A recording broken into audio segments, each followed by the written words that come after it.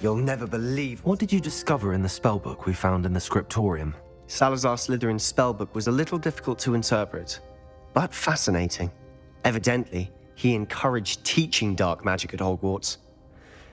Neither the Imperious Curse nor the Killing Curse was unforgivable during his time. He believed students should be prepared to use dark magic when necessary, not to fear it.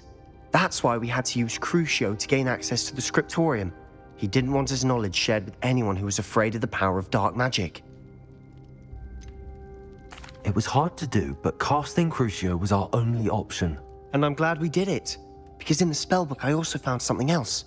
References to a lost relic, which, from what I can tell, grants the holder the power to reverse dark magic curses. And you think this relic might be able to save Anne? Precisely. I plan to search for this relic, but I don't think we should tell anyone. Especially Ominous. He wouldn't understand. We need to tell him. He's the reason we found the book, and he deserves to know what you've learned. You've seen how he frets about the dark arts. I promise I'll tell him when I found the relic. When I know more, I shall send an owl. And don't feel sorry for Ominous. Keeping this to ourselves for now is for his own good. I'll decide what's for my own good. Ominous, we were just about to get some air. Care to join? You're a liar, Sebastian. I heard everything. You swore you'd never engage in anything to do with dark magic again. No, I didn't. I said I understood you wanting that.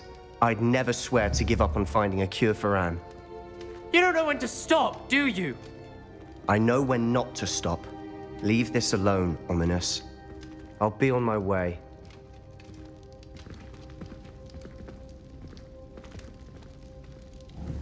I am not letting this go. Ominous, Sebastian meant well. I appreciate you telling Sebastian not to keep this from me, but going after that relic is not a good idea. Sebastian doesn't even realize it, but he's as irresponsible and reckless now as his parents were years ago. It's why they died. I knew his parents died, but I never heard what happened. Mr. and Mrs. Sallow were professors. Spent nearly every waking moment in the cellar library. Noses buried in books. Anne and Sebastian were upstairs when it happened. They heard a sudden crash and ran downstairs, but it was too late. Their parents had crumpled to the floor.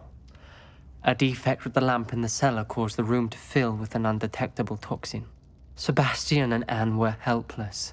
They had no magic yet. What a horrible story. It is.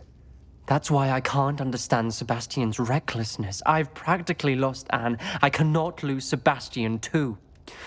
Please avoid anything to do with that spellbook. Some references Sebastian mentioned in the book do worry me. I'm glad you understand. I hope Sebastian pursues this no further. But if you think he might, please let me know. It would mean a lot.